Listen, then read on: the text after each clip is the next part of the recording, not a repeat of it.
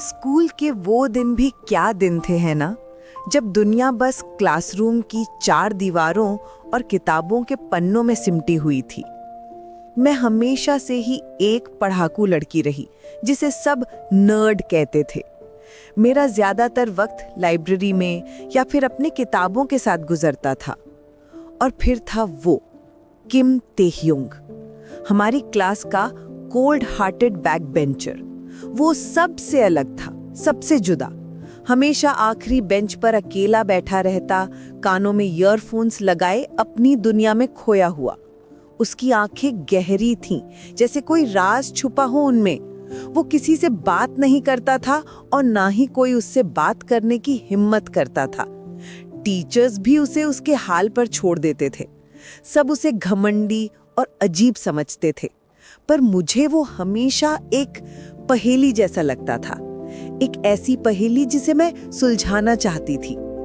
एक दिन हमारा मैथ्स का फाइनल टेस्ट था।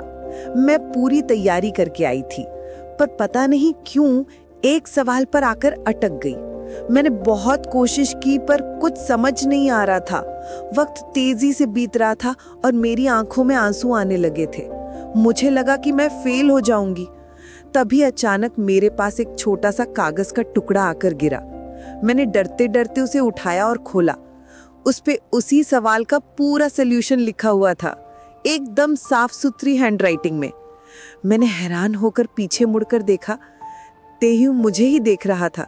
उसने धीरे से सिर हिलाया, जैसे कह रहा हो लिख लो। मैंने जल्दी से जवाब लिखा और उसे एक हल्की सी मुस्कान दी। उस दिन पहली बार मैंने उसकी आंखों में एक चमक देखी थी। उस दिन के बाद हमारे बीच एक अनकहा सा रिश्ता बन गया। हम ज्यादा बातें नहीं करते थे, पर एक दूसरे को समझने लगे थे।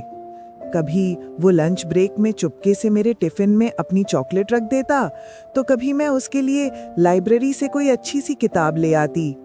हमारी दोस्ती लफ्जों की मोहताज नहीं थी, वो खामोशी में भी बहुत कुछ कह जाती थी।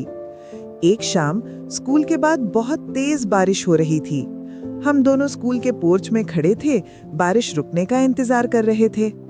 मैंने हिम्मत करके उससे पूछ ही लिया, तेह्युंग, तुम सबसे इतने दूर क्यों रहते हो?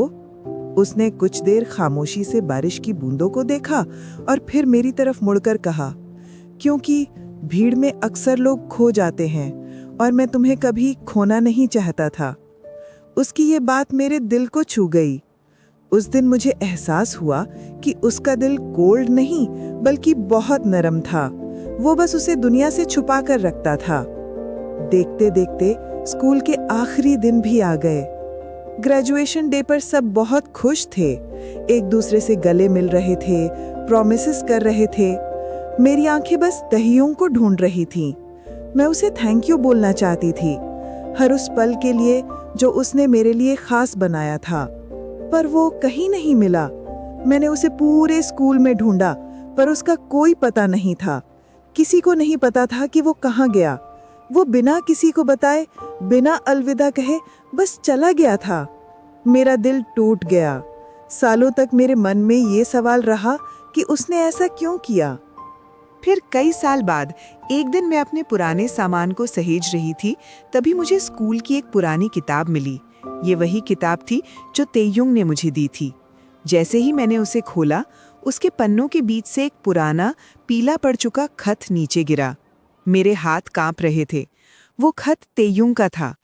उसने लिखा था, मुझे पता है तुम मुझसे नाराज होगी, शायद मुझसे नफरत भी करो, पर मैं तुम्हें ये बताना चाहता हूँ कि मैंने जो भी किया तुम्हारे लिए किया। मैं तुम्हारे सपनों के बीच में नहीं आना चाहता था। तुम बहुत टैलेंटेड हो और जिंदगी में बहुत आगे जाओगी। मैं तुम्हारी उड़ान को रोकना नहीं चाहता था, इसलिए मैं तुमसे दूर जा रहा हूँ ताकि तुम अपने सपने पूरे कर सको। पर याद रखना, आसमान का वो सबसे चमकता सितारा हमेशा मेरी तरफ से तुम पर नजर रखेगा। और हाँ, रोना बंद करो, तुम्हारी आंखें सूजी हुई अच्छी नहीं लगती। उस खत को पढ़कर मेरी आंखों से आंसू बहने लगे। ये आंसू दुख के नहीं, बल्कि उस प्यार और उस कुर्बानी को समझने के थे। वो मुझसे दूर इसलिए गया ताकि मैं अपनी जिंदगी बना सकूं। आज भी जब मैं रात को आसमान की तरफ देखती हूँ, तो जो तारा सबसे ज्यादा चमकता है, उसे देखकर मेरे चेहरे पर एक मुस्कान आ जाती है। मुझे लगता है जैसे तेयुंग वहीं से मुझे देख रहा है और कह रहा है, तुमने कर दिखाया। उसकी दोस्ती आज भी मेरी जिंदगी की सबसे कीमती याद है। बाय। तो दोस्तों, ये थी तेयंग की दिल को छू लेने वाली कहानी। एक ऐसी कहानी जो हमें याद दिलाती है कि हर सपने के पीछे कितनी मेहनत और कितना जुनून छिपा होता है। उम्मीद करती हूँ कि इस कहानी के हर एक पल ने आपके दिल को सुकून और एक मीठी सी मुस्कान दी होगी और आपको भी अपने सपनों के लिए एक नई हिम्मत मिली होगी। अगर आपको हमारी ये कोशिश, ये कहानी सुनाने का अंदाज जरा भी पसंद आया हो, प्यारे BTS चैनल को भी अपना ढेर सारा प्यार देना मत भूलिएगा, क्योंकि आपका साथ ही हमारी सबसे बड़ी ताकत है। आपका एक लाइक हमें और भी अच्छी कहानियां आप तक लाने के लिए हिम्मत देता है। तो इस वीडियो को लाइक करके हमारा हौसला जरूर बढ़ाएं। और हाँ, अगर आप चाहते हैं कि ऐसी ही और भी दिल को गरमा देने वाली प्यारी प्यारी कहानियां सबसे पहले आप तक पहुंचे, तो चैनल को सब्सक्राइब करके वो जो छोटा सा बेल आइकन है ना, उसे दबाना बिल्कुल भी मत भूलिएगा। मैं आपसे बहुत जल्द मिलूंगी एक और नई, उतनी ही खूबसूरत कहानी के साथ। तब तक के लिए आप अपना बहुत सारा ख्याल रखिएगा। अलविदा।